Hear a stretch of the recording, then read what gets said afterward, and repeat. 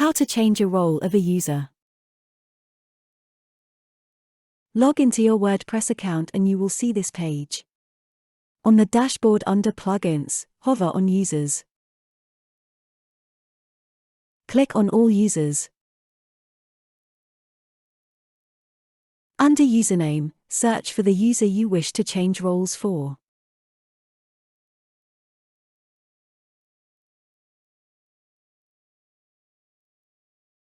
Click on Edit.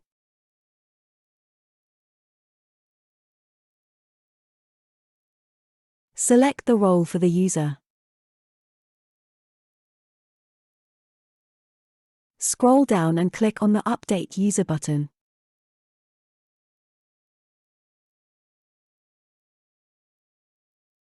That's it, you have successfully changed a role for a user. Thank you for watching. Please contact us if you need any further support.